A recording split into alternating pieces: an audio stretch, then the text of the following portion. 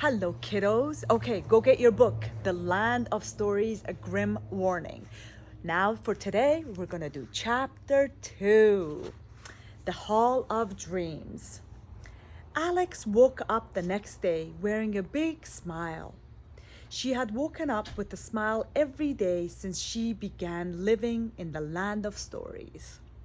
But her smile was especially big today because she had talked to her brother the night before. And although her new home had brought her huge amounts of happiness, spending time with her family made her feel better. The fairy palace was the most beautiful palace Alex had ever lived. She marveled at its beautiful golden pillars, archways, staircases, towers, and vast tropical gardens. However, one downside was that there were very few walls and ceilings in the fairy palace. It was always so pleasant outside the fairies. It was always so pleasant outside, the fairies had no need for them. So every morning when the sun rose over the fairy kingdom, Alice had no choice but to rise with it. Luckily, she had been able to enchant a magnolia tree to grow its branches and blossoms around her room like drapes. This gave her an extra few minutes of rest each morning before she forced herself out of bed and started her day. Other than the enchanted drapes, Alex kept her chambers quite simple. She had a large comfy bed with white rose petal sheets, a few shelves filled to over capacity with her favorite books, and a small wardrobe in the corner, which was particularly unused thanks to a few magical tricks her grandmother had taught her.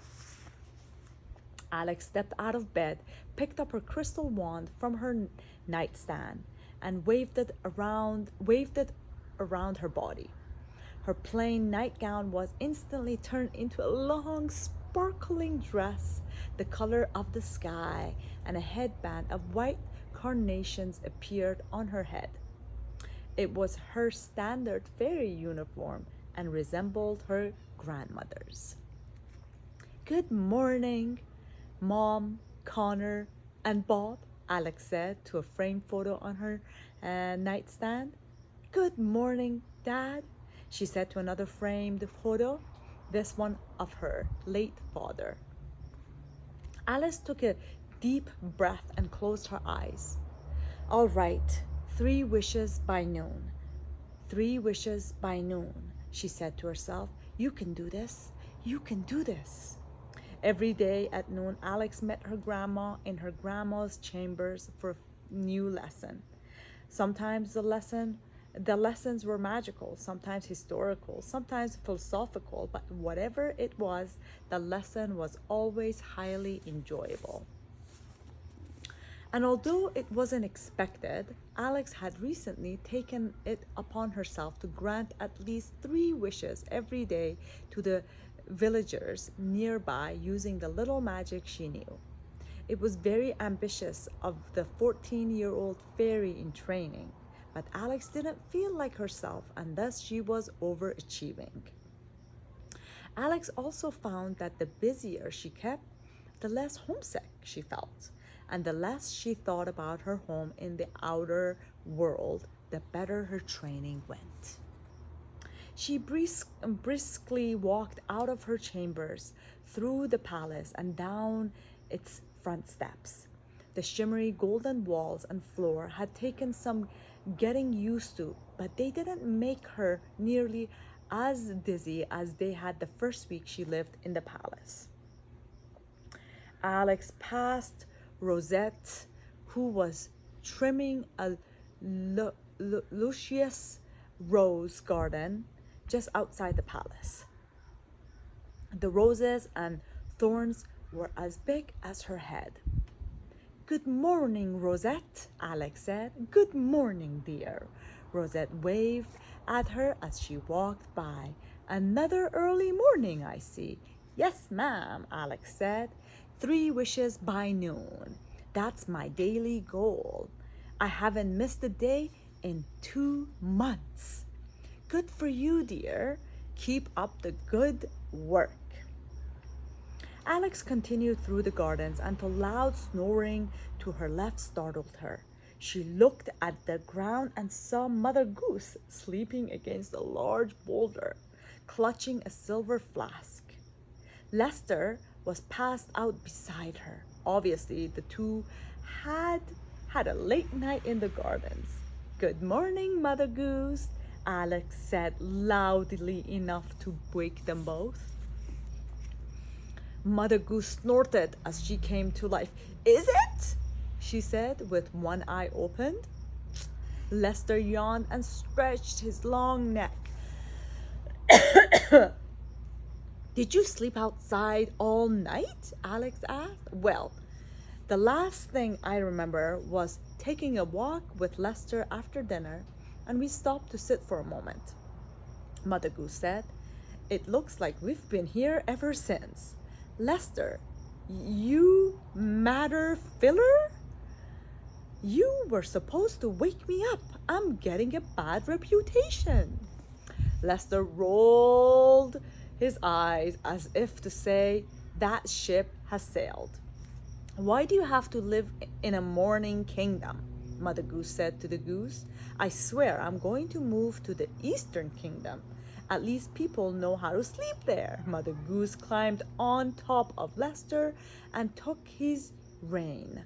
And together they flew toward the fairy palace. Alice chuckled as she watched them fly. Then she reminded herself of her schedule and proceeded with her walk. She reached the edge of the gardens and found herself in a large meadow. Cornelius, Alex called out. She smacked the side of her leg loudly. I think one of the kids is coming in from the back gate. Yep, it's my daughter, Savea. Hello, Savea. She smacked the side of her leg loudly. Here, boy, where are you? Cornelius? Across the meadow, sipping from a stream, was a unicorn, but he was unlike any other unicorn in the kingdom. Cornelius was frumpy, with a big tummy that swung underneath him when he walked. A silver horn grew out of his head, but had broken in half during an accident when he was a baby. There you are, Cornelius, Alex said. Cornelius was glad to see her and trotted over so she could pet his large nose. Good morning, boy, Alex sensed. Good morning, boy. Alex sensed something off about her horned friend today. She didn't have as much of a bounce in his step. What's wrong, Cornelius? You seem sad. Cornelius lowered his massive head and looked gloomily across the stream. Alex looked too and saw a herd of magnificent unicorns in the distance. Each was more beautiful than the next, with their long, lean bodies and perfect horns that glistened in the sunlight. Oh, Cornelius, Alex said, and stroked his mane. You've got to stop comparing yourself to the other unicorns. Cornelius nodded, but Alex could see the self-consciousness in his eyes. He was never good at keeping any emotion to himself. He wore his heart on his hoof. Do you know why I chose you to be my unicorn, Cornelius? She asked him. The troubled unicorn opened his lips and showed off his large pearly white teeth. Yes, I know you have a good smile, but that's not the only reason, Alex said. Cornelius stood on his back legs and moved his front legs in tiny circles. Yes, you're a good dancer too, but those aren't what I'm talking about, Alex said. I chose you because you're different from all the other unicorns in the fairy kingdom. Your horn may be broken and small, but your heart is big and strong. Cornelius exhaled a gust of air and turned the other way. Alex had made him blush, the pink showing through his white hide. Hide. Are you ready to help me grant some wishes today? Alex asked him. He neighed excitedly. Good, then let's get going. Cornelius bent down and Alex hopped aboard his back.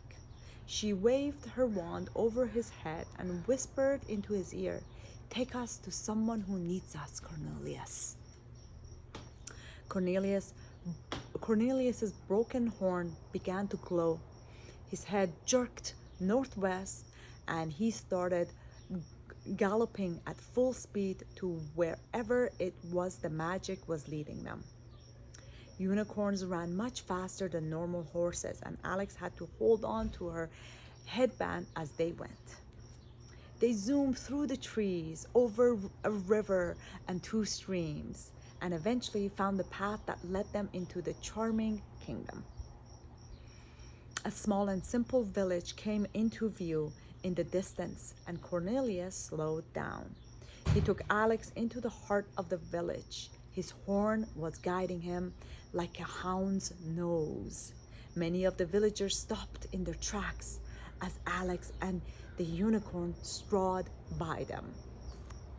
"Hello, good people of the charming kingdom," Alex said. She awkwardly waved at them. "Don't mind us, we're just granting wishes." The villagers weren't as excited as she was hoping they'd be, and went back to their daily errands. Cornelius came to a halt right in front of a tiny cottage with stick walls and hay roof. "Are you sure this is the right place?" Alex asked. Cornelius nodded confidently, and his horn stopped glowing. Alex hopped down from her unicorn and walked to the door. She knocked lightly, but the stick broke under her knuckles, leaving a small hole in the door. "Oh dear," Alex said. She wasn't off to a good start. "Who's there?" a faint voice asked from behind the door. Alex looked through the hole she had just made and saw a pair of eyes staring out at her. "Hello," Alex said. "My name is Alex and I'm a fairy. Well, technically, I'm a fairy in training, but I've come here today to grant wishes. My unicorn has led me to this location. Does someone inside this cottage have a wish they'd like to grant?" The wrinkled eyes looked at her up and down, up and down. Alex knew her introduction was as much of a work in progress as her magic. But to her surprise, the door opened and an elderly woman appeared before her. "Come in," the woman said, although she didn't seem thrilled to have company. "Thank you," Alex said. She took a step inside and looked around the small home. It was dirty and dim, as frail on the inside as it was on the outside. "You have a lovely home," Alex said politely. "What can I help you with?" "These are my granddaughters. I'm assuming you've come to help them," the woman said. Had she not dressed them, Alex wouldn't even have seen the identical triple girls standing against the wall. They were so dirty, they blended into the rest of the house. "Nice to meet you," Alex said, but they wouldn't shake her hand. "They're really nice clothes for school. They need nice clothes for school," the woman said. Again, you guys, English is my second language. Thanks for your patience. She sat down at a table covered in thread and fabric. We can't afford to buy new dresses, so I tried making them myself, but my hands aren't what they used to be." She raised two hands that shook with arthritis. "Say no more," Alex said. "I'll turn their tattered clothes into beautiful dresses they'll be proud to wear at school." The triplets looked at one another with wide eyes. Could she actually do that? Alex was asking herself the same question. She raised her wand and flickered it at each of the girls like she was conducting a symphony. One by one, a bright sparkling light circled each girl, transforming her dirty clothes into a vibrant pink dress with a white collar. The girls looked down at their new dresses in total silence. Alex figured they were shocked from witnessing magic, but she was very wrong. Gross, they're pink, one of the girls said. I hate pink. Can you make them another color? The third girl asked. Alex was taken aback by their ungrateful remarks. She looked at their grandmother, expecting them to be reprimanded. Reprimanded. Don't look at me. You never asked them what color they wanted, the woman said. Oh, sorry. My mistake, Alex said. She raised her wand and flicked it 3 more times at the girls, transforming the dresses into yellow, purple, and blue. Better? Alex asked. I don't like my color, one of the girls said. I want green, another said. I like the pink one better, the third said. Alex's nostrils flared and she bit her tongue. Fine, she said, with a tight jaw. She flicked her wand to grant their request. Are you all happy? Sure, one of the girls said unenthusiastically. It's fine, another said. Can I have my old clothes back? The third said. Alex was floored. She wanted to tell them that beggars can't be choosers, but as a fairy, she couldn't bring herself to say it. After all, she wasn't helping them because they were poor. She was helping them because that's what she was supposed to do.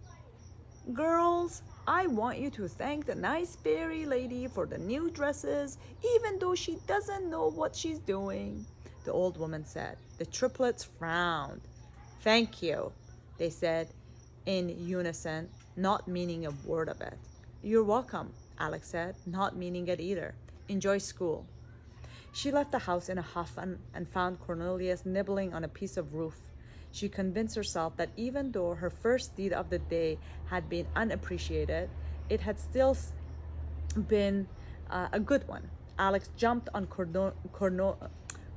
Cornelius's back and waved her wand over him again.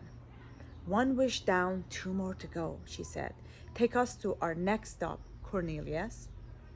The unicorn's horn glowed again, and he began to run in another direction. Soon they arrived just outside an even smaller village in the northern part of the charming kingdom. Cornelius took Alex straight up a hill and dropped her off beside a well where 2 village children stood staring down into it.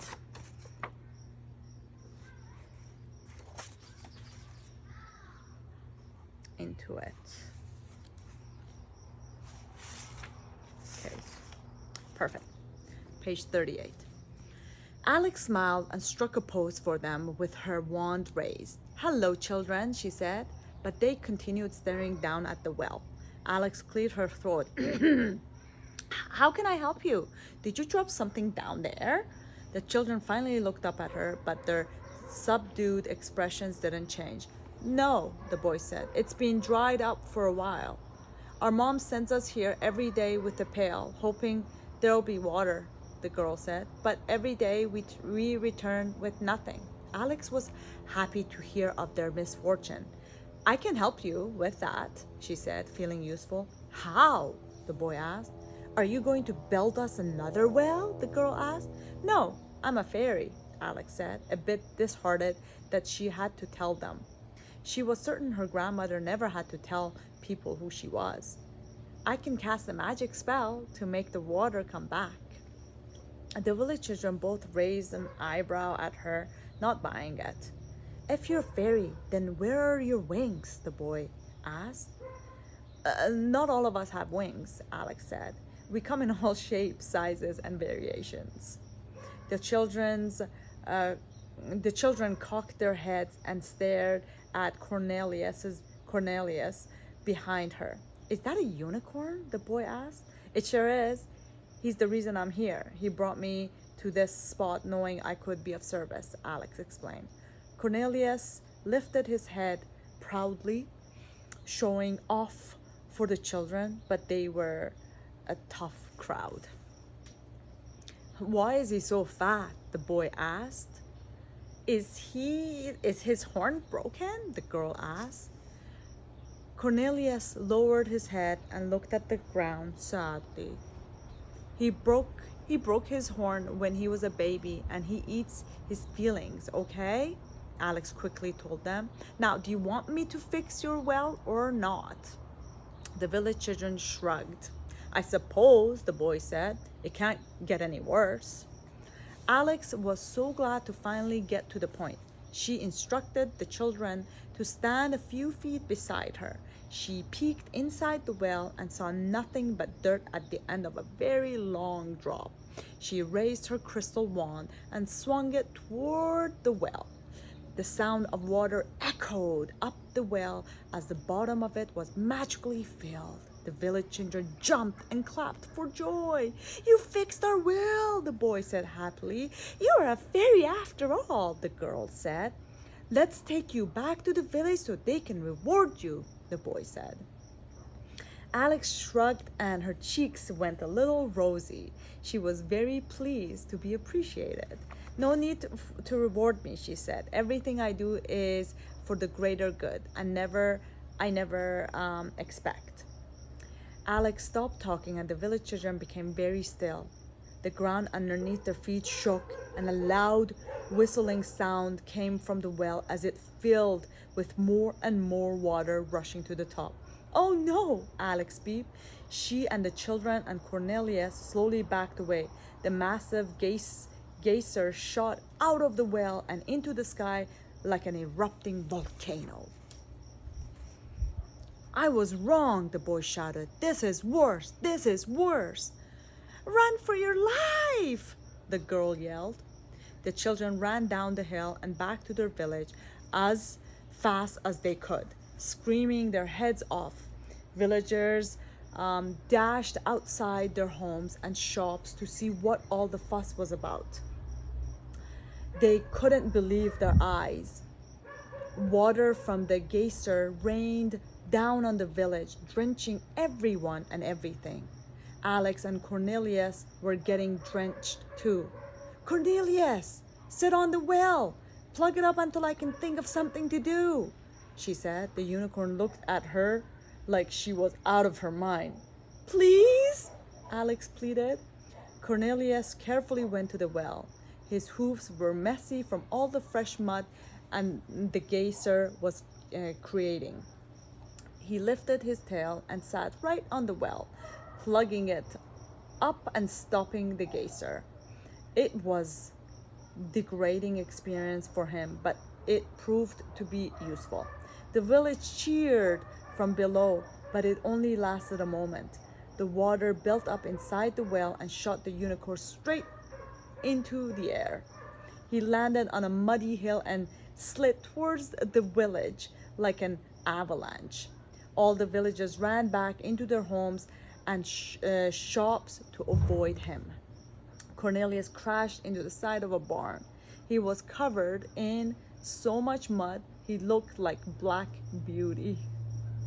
Dry, Alex yelled and pointed her wand at the well. Dry up, I said. Dry, dry, dry.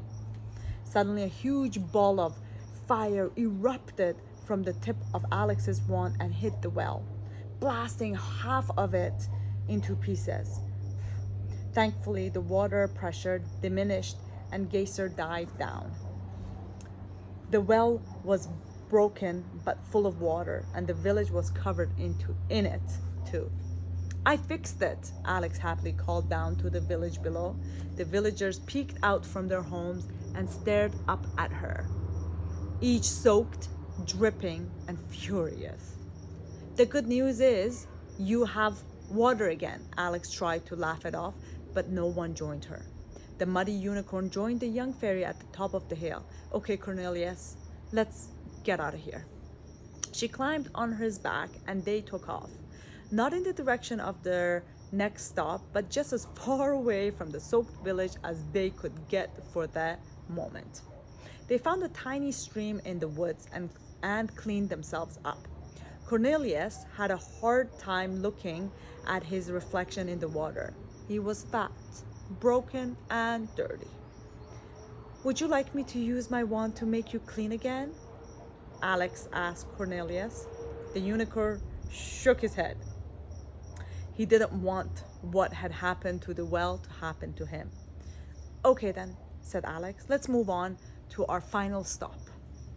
It was a couple of hours till noon, and Cornelius's magic horn steered them to the southwest corner of the Eastern Kingdom. A farm appeared in the distance that Alex thought she recognized.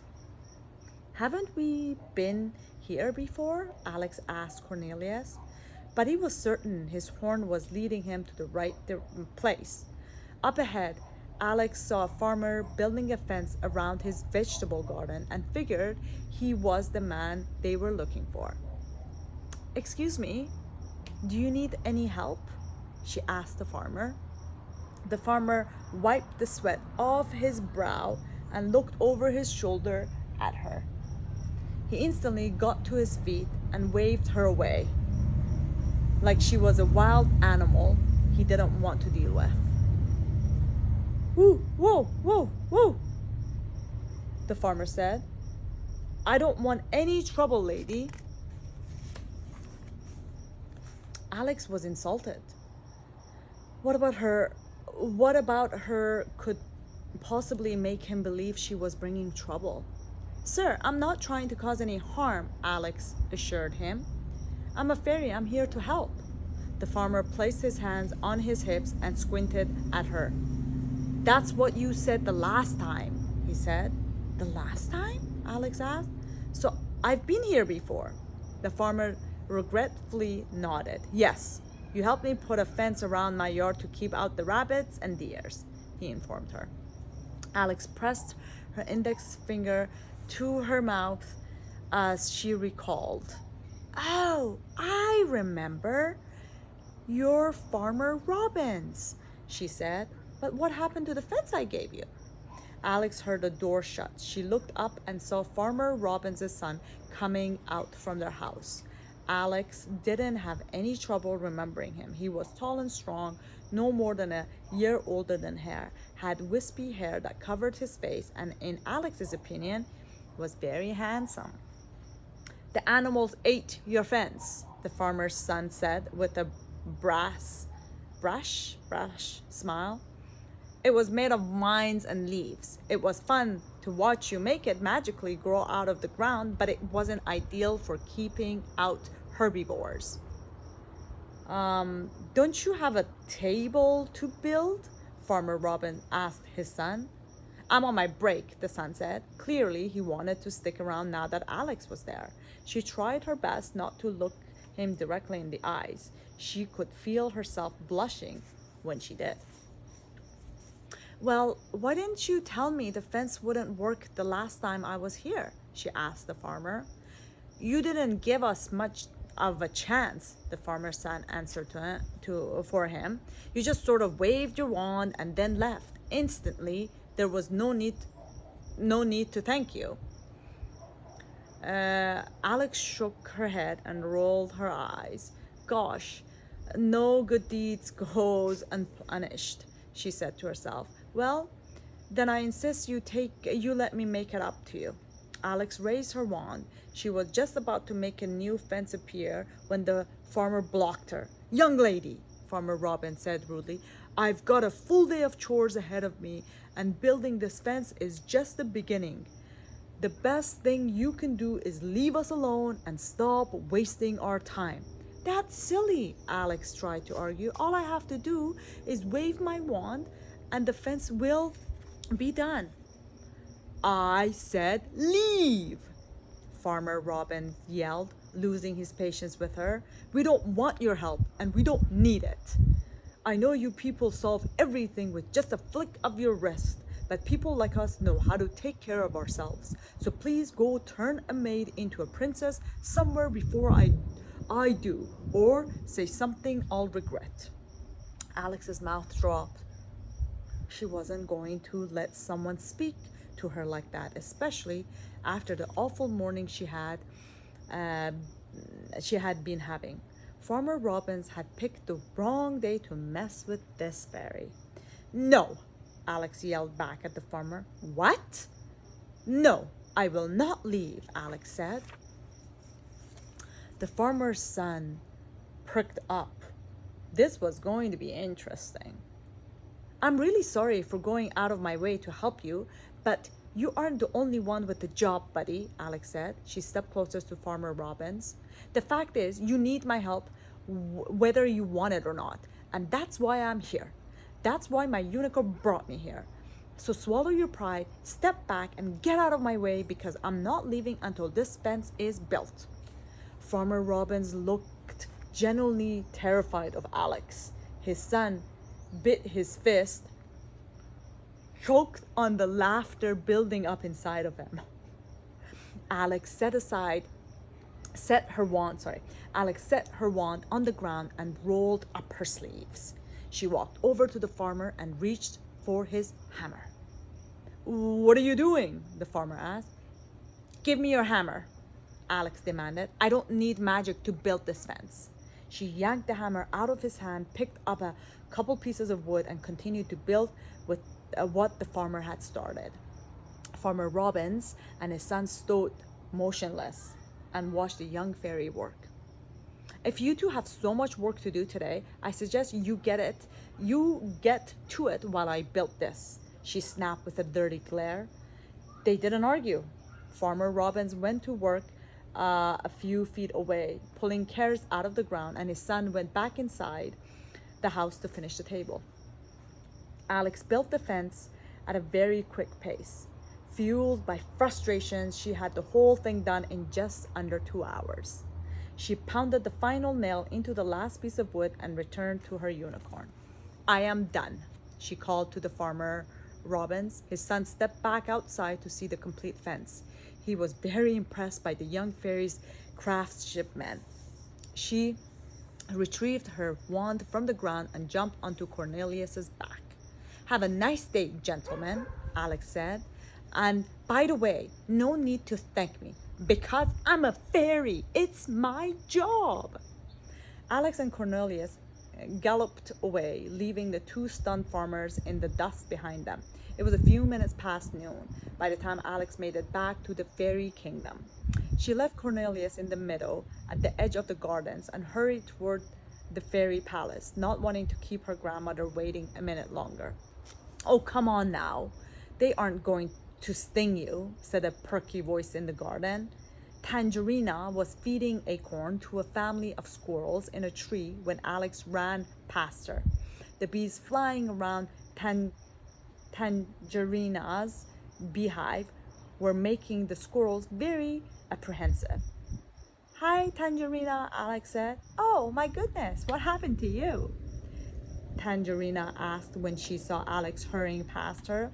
Between fixing the well and building the fence, Alex had become filthy. You look like you fell into a storm.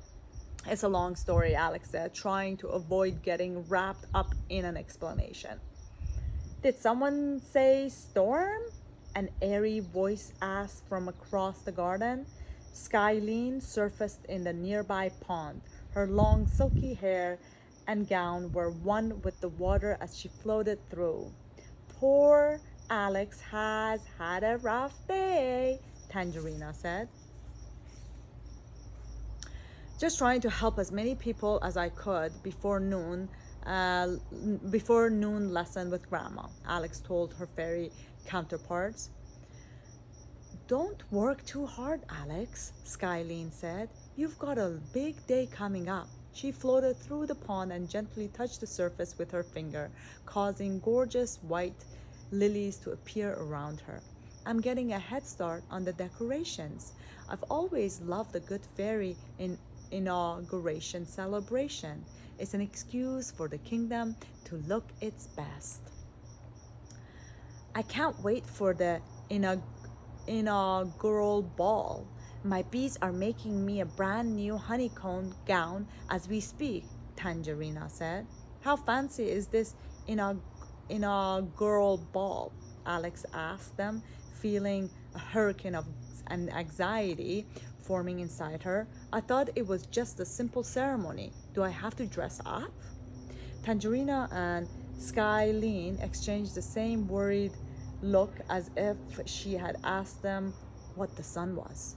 Sweetheart, the fairy inaugural ball is how you're introduced to society, Skylene said. You need to look how you would want to be remembered. Even fairy in the kingdom will be there, Tangerina said, and they'll all be there to see you. Alex closed her eyes. Oh, great, she said, as if joining the fairy council wasn't enough. Now I'll have to worry about looking nice in front of the whole kingdom. Why does it seem like fairies always spare the details until the very last minute? Not to worry, dear. Not to worry, dear. You'll look fine in whatever you choose, Tangerina said. Yes, just don't choose that, Skylene said and pointed to the dirty dress she was currently wearing. Alex sighed quietly. She waved her wand over her body and her dress sparkled until it was like new again. Well, good talk, girls, thanks, she said and continued to the fairy palace. Alex rushed up the golden front steps of the palace, down the main hall, and up a flight of stairs to the top floor where her grandmother's chambers were. They were some of the only parts of the palace that had four walls, so Alex had to knock. Come on, come in, dear, Alex heard grandmother say, and she stepped inside. It didn't matter how many times she had been there, her grandmother's rooms always dazzled her.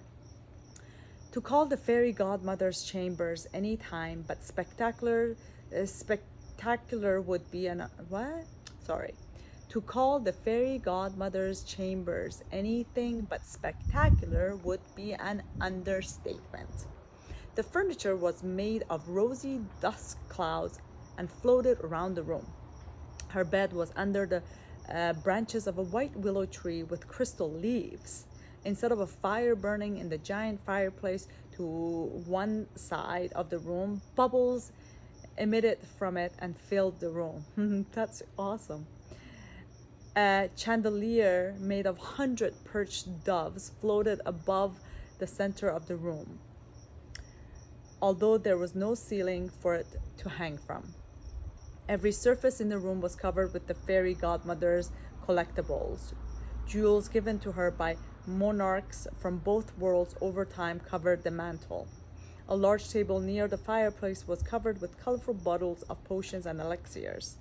A glass display case mounted to the wall contained the fairy godmother's wand collection. A mini library of books of spells, fantasy, and history covered the wall across from the fireplace.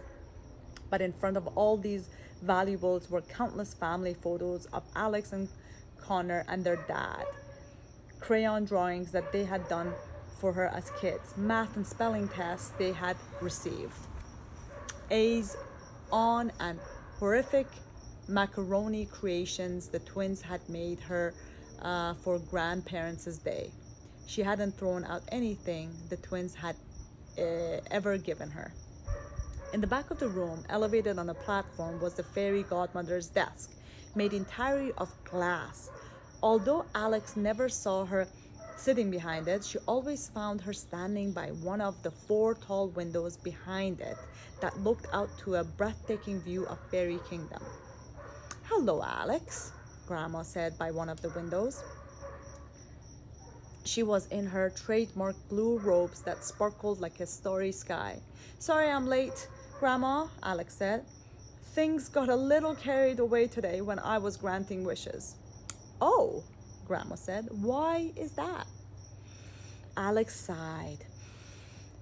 Sometimes I don't know if I should be a fairy, she confessed. Don't get me wrong, I love magic and I love helping people. There are days I get up and feel so good about what I'm doing for people, and then others when I feel like I'm just screwing everything up. Some days I don't think I'm helping enough people, and then others I don't think people even want my help. And when I don't feel confident, my magic suffers. It becomes so unpredictable. And when that happens, I feel like I have no business being on the fairy council. Alex sat on the steps of the platform and rubbed her tired eyes. Her grandmother walked over to her and gently stroked the top of her head. You're over exaggerating yourself, Alex, the fairy godmother told her granddaughter. You're only one person. No matter how hard you try, you can't help everyone. And you're beginning to learn that some people can't be helped. Not because they're helpless, but because they don't want to be helped. Alex looked at the floor. This was a hard lesson to learn. I'm glad you brought this up, Grandma said. There is something I want to show you. Follow me. The fairy grandmother helped her granddaughter to her feet and escorted her out of the room and down a very long hallway. They stopped at a large pair of doors in an impressive arched entryway. Alex had never seen these doors before. Where are we, Grandma? This, Grandma began with a smile, is the Hall of Dreams. The fairy grandmother pushed open the doors. Alice gasped and her eyes grew to twice their size. The room inside was unlike anything she'd ever seen before. It was dark. It was a dark and endless space that seemed to stretch miles in every direction. Bright orbs of all sizes floating around them. It was like the whole galaxy had been squeezed into the room in front of them. They stepped inside and shut the doors behind them. Alex wasn't sure how they were standing since there was technically no floor. This room has been here since the beginning of fairies, Grandmother said. What are they? Alex asked as the orbs flew around her. They're dreams. Each and every one of them, her grandmother told her, no matter how big or small the dream, a record of every wish or want can be found in this room. There are thousands, no millions of them, Alex said. Oh, yes, possibly more, the fairy grandmother said. As you can see, even with all the fairies in the world, it would be impossible to make every dream come true. When you look inside them, you can see what they are and who they belong to. A medium-sized orb floated directly into Alex's hand. She peered into it closely and could see a little girl wearing a paper crown inside. That little girl dreams of becoming a princess, Grandma said. You'll find a lot of those here. We tend to pay special attention to the ones more like this. One of the largest orbs floated into her hand, and they both looked into it. Inside the orb, a sad little boy watched over his younger sister, who sat in a wooden wheelchair. This little boy would give anything just to see his sister walk again, Grandma said. It's one of the larger orbs because it's one of the larger dreams. And it's easier to hold because it's selfless. I'm going to save it and see if there's anything I can do for them later. Grandma promptly placed the orb in a pocket of her robes. So this is how you find all the people you help? Alex asked. Indeed, the fairy godmother said.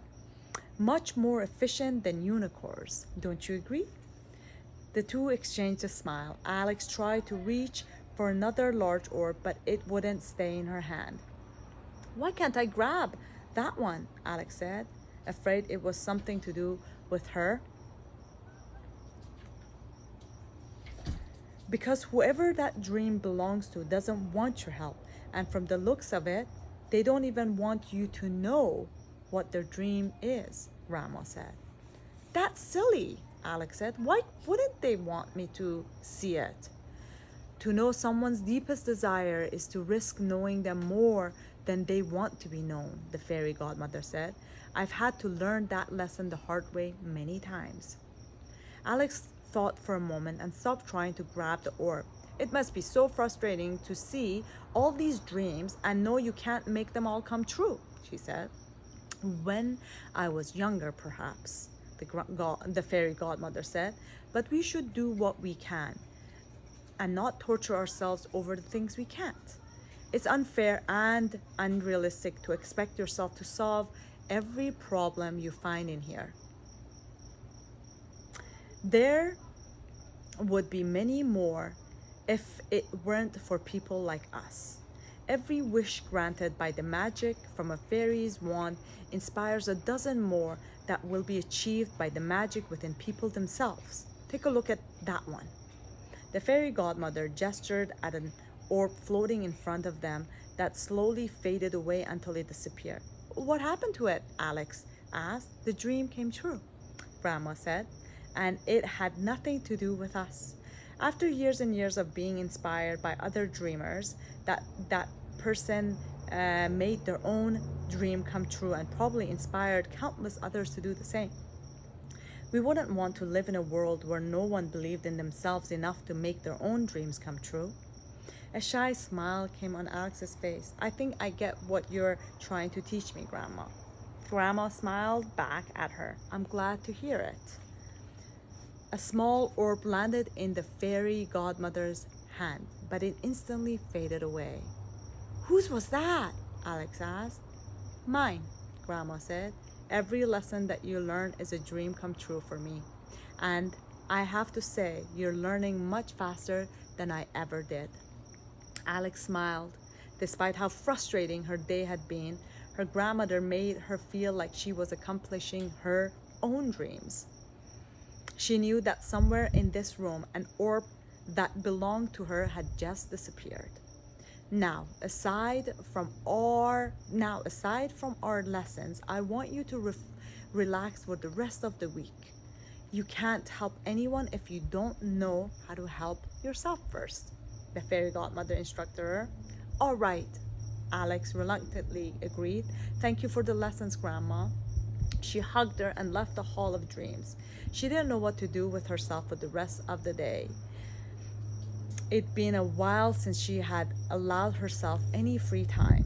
Once her grandmother left, the fairy godmother closed her eyes and tiny tears formed behind her lids. She had never thought it would be possible to be as proud of someone as she was of Alex. She knew that one day Alex would be an even better fairy godmother than she was. And unfortunately, due to some changes the fairy godmother had recently felt inside herself, she knew that day was going to arrive much sooner than either of them wanted.